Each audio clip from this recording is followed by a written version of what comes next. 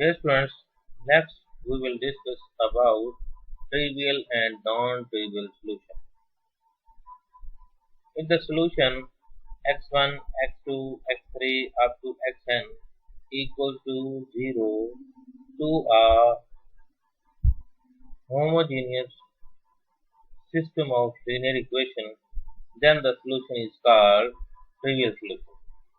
While a solution of homogeneous system in which not all of x1, x2, x3 up to xn are 0 is called non-trivial solution. Dear students, अगर आपके पास homogeneous system linear equation हो और उसमें तमाम जो आपके पास unknowns हैं उनकी वैल्यू आपके पास जो है 0 हो, मीन्स दैट तमाम अननोन की वैल्यू आफ्टर कैलकुलेशन 0 आंसर आ जाए, तो फिर वो आपके पास सोल्यूशन जो है वो ट्रिवियल सोल्यूशन होगा। लेकिन अगर जो अननोन्स की वैल्यूज सोल्यूशन के बाद आपके पास कोई एक भी नॉन जीरो हो तो फिर वो नॉन ट्रिवियल सोल्यूशन होगा। इसको हमने फ्लो चार्ट में भी देखा था, एक दफा फिर हम इसको फिर फ्लो चार्ट में भी देखा था, इसको एक दफा फिर हम फ्लो चार्ट में देख लेते हैं। जी स्टूडेंट, इसमें देखें ये हमारे पास एक होमोजेनियस लीनियर इक्वेशन है। होमोजेनियस लीनियर इक्वेशन क्या होता है, इसमें देखें ये एक आपके पास इक्वेशन, इसमें ये एक आपके पास टर्म है, इसमें वेरिएबल की पावर 1 है, यहाँ भी वेरिएबल की पावर 1 है, इधर भी मींस दैट इक्वेशन में जितने भी आपके पास टर्म्स प्लस या माइनस हो रही होंगी सब में वेरिएबल की पावर एक जैसी होगी, पहली बात।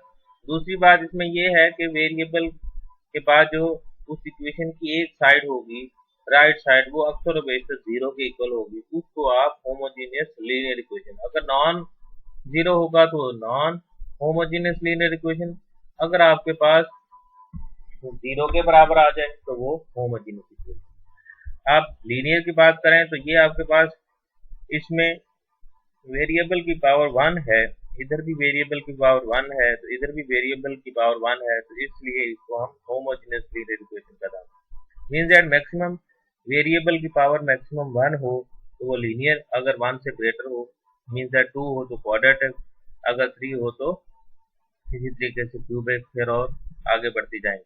तो इसमें देखें ये हमारे पास हमने इसको कहा है कि इज ऑलवेज सेटिस्फाई बाय ये x1 equal to 0, x2 equal to 0, x3 equal to, means that ये सिस्टम 3 इक्वेशन पे कंसिस्ट कर रहा है, तो तीनों x1, x2 और x3 0 आ जाए तो ये आपके पास सिस्टम कंसिस्टेंट होगा और ये जो सोल्यूशन होगा 0 0 0 इन इक्वेशंस का ये ट्रिवियल सोल्यूशन कहलाएगा।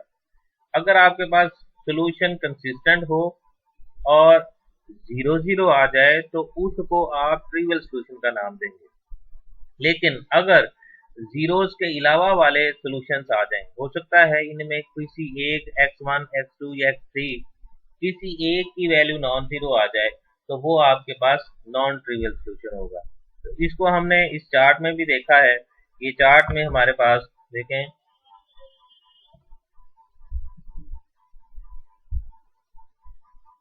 इसमें देखें ये हमने फ्लो चार्ट बनाया है सिस्टम ऑफ लीनियर इक्वेशन का। सिस्टम ऑफ लीनियर इक्वेशन में देखें होमोजेनियस हो, नॉन होमोजेनियस हो, किसी किस्म का भी, इनकंसिस्टेंट और कंसिस्टेंट।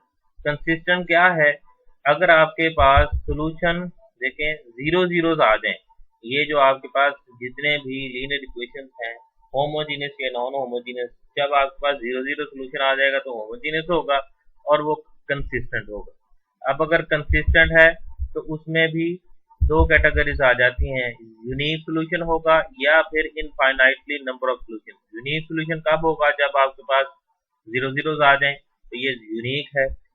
इनफाइनाइटली मैनी सोल्यूशंस वो डिफरेंट हो सकते हैं।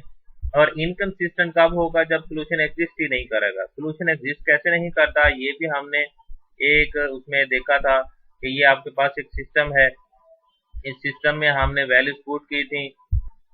ये हमारे पास एक इक्वेशन है x1 minus 3x2 plus 2x3 equal to 6, तो हमने देखें यहाँ पे ये x1 की वैल्यू 5, x2 की वैल्यू 1, x3 की वैल्यू 2 पुट की तो लेफ्ट साइड राइट साइड के इक्वल हो गई, तो ये सोल्यूशन एग्जिस्ट कर गया। लेकिन जब हमने x1 की वैल्यू 1, x2 की वैल्यू 2 और x3 की वैल्यू 3 पुट की, तो इस सेंस में इस अबव इक्वेशन में यहाँ पे पुट की, तो लेफ्ट साइड पे आंसर जो है वो आपके पास 1 आ रहा है, राइट साइड पे ऑलरेडी 6 है, तो ये ट्रू नहीं है।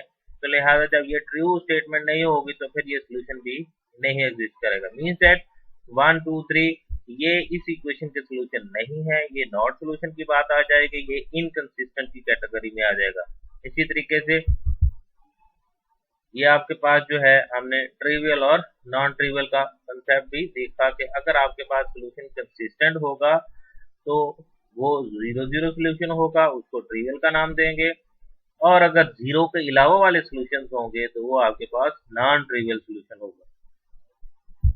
वापस आप हम अपने मेन टॉपिक की तरफ आ रहे हैं, ट्रिवियल सोल्यूशन और नॉन ट्रिवियल सोल्यूशन। जो सोल्यूशन 0 0 एग्जिस्ट करेगा वो आपके पास ट्रिवियल, और 0 के अलावा वाले होंगे उसमें कोई भी एक नॉन जीरो होगा तो वो आपके पास नॉन ट्रिवियल सोल्यूशन होगा। अब हम बात करेंगे we use the following 3 theorems without proof which will be useful in testing for non trivial solution of homogeneous equation. अगर आपके पास सोल्यूशन नॉन ट्रिवियल हो तो फिर आप उसका टेस्ट करेंगे कि वो नॉन ट्रिवियल है या नहीं है। अगर वो टेस्ट ट्रू हो जाता है तो ट्रिवियल और नॉन ट्रिवियल के हवाले से हम डिस्कस करेंगे। थ्योरम 1 में क्या है, is homogeneous system of m linear equations in unknown. उसमें किसी होमोजेनियस इक्वेशन में लीनियर जो इक्वेशंस हैं उनकी तादाद m हो और जो अननोन्स हैं उनकी तादाद n हो, तो फिर always has a non trivial solution. उसमें नॉन ट्रिवियल सोल्यूशन एग्जिस्ट करेंगे कब, जब m is less than n। Means that जो आपके पास लीनियर इक्वेशंस हैं उन इक्वेशन की तादाद अननोन की निस्बत कम हो। मीन्स दैट जो आपके पास इक्वेशंस हैं, फॉर एग्जांपल वो आपके पास इक्वेशंस 2 हों और आपके पास जो इसमें वेरिएबल इन्वॉल्व हैं वो 3 हों, तो वो आपके पास क्या होगा, उसमें जो सोल्यूशन एग्जिस्ट करेगा वो नॉन ट्रिवियल एग्जिस्ट करेगा। That is the number of unknown exist the number of equations. ये हमने उसको सादा लैंग्वेज में भी डिफाइन कर लिया। उसके बाद second theorem is a homogeneous system ax equals to o। यहाँ पे a क्या है, कोफिशिएंट मैट्रिक्स है, x क्या है वो वेरिएबल मैट्रिक्स है, और o क्या है वो 0 0 मैट्रिक्स है। Always a non trivial solution if the rank of A is less than the number of unknown। अब यहाँ वर्ड आ गया रैंक ऑफ मैट्रिक्स। रैंक क्या था, रैंक हमने ये पढ़ा था number of non zero rows in echelon और reduce echelon form is known as the rank of that matrix. अब देखें एचलन फॉर्म क्या थी, हमने ये पढ़ा था कि जो आपके पास मैट्रिक्स होगी उसके जो डायगोनल प्रिंसिपल डायगोनल जो के एलिमेंट्स होंगे, means that A11 A22 A33 इस तरह करके, ये जो प्रिंसिपल डायगोनल के प्राइमरी डायगोनल के एलिमेंट्स हैं, बाज़ का ऐसा भी होता है ये डायगोनल से नेक्स्ट वाले एलिमेंट्स भी होते हैं। बहरहाल ये आपके पास 1 1 हो और हर 1 के नीचे 0 हो तो ये आपके पास आ जाएगा एचलन फॉर्म। अगर हर 1 के नीचे और हर 1 के ऊपर भी 0 0 हो तो वो आपके पास रिड्यूस एचलन फॉर्म। थोड़ा सा और इसको सिंपल हम डिफाइन करते हैं, जो मैथमेटिक्स में डेफिनेशन होती है उसमें ये होता है कि जो आपके पास एक रो है उससे अगली रो में जीरोस की तादाद पिछली रो की निस्बत ज्यादा हो तो वो आपके पास एचलन फॉर्म होगी। लेकिन शर्त ये है कि जो पिछली मेन रो है उसमें नॉन जीरो फर्स्ट एंट्री जो है वो 1 होना शर्त है, ये आपके पास आ जाएगा एचलन फॉर्म। इसी तरीके से हर 1 के नीचे और ऊपर 0 0 आ जाएंगे वो रिड्यूस एचलन फॉर्म। बहरहाल अब non zero rows in echelon और reduce echelon form is called its rank. तो अब देखें रैंक ऑफ मैट्रिक्स ए, जो आपके पास कोफिशिएंट मैट्रिक्स होगी उसका रैंक देखें। अगर आपके पास 3 रोज 3 कॉलम वाला है तो वो आपके पास हो सकता है वो उसका रैंक आ जाए 3। अब अननोन्स क्या हैं, जो आपके पास वेरिएबल्स इन्वॉल्व हैं वो अननोन्स हैं।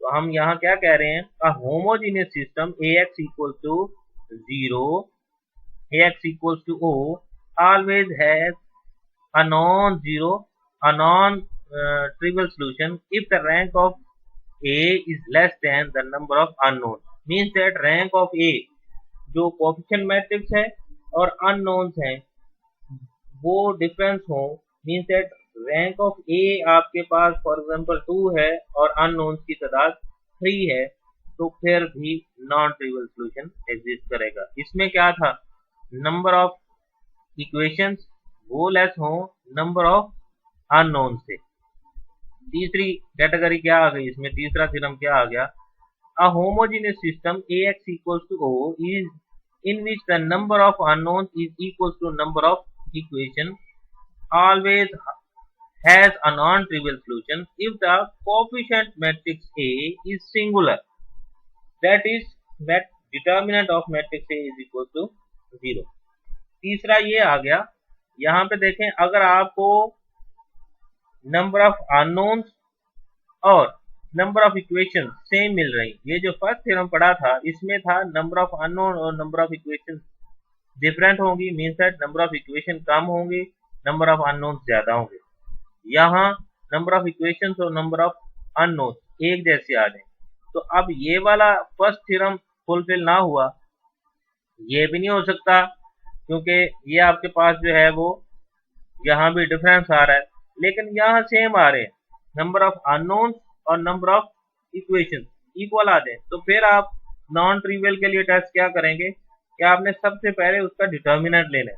अगर उस डिटर्मिनेंट मैट्रिक्स का आंसर 0 आ जाए, कोफिशिएंट मैट्रिक्स का आंसर 0 आ जाए, तो वो सिंगुलर होगा, तो आप उसको कहेंगे कि इसका सॉल्यूशन नॉन ट्रिवियल एग्जिस्ट करेगा। अब वर्किंग कैसे करनी है इसकी, वर्किंग क्या होगा, पहला टेस्ट करेंगे तो test the given homogeneous system of non-trivial solution if the number of equation is less than the number of unknowns, then the system has non-trivial solution।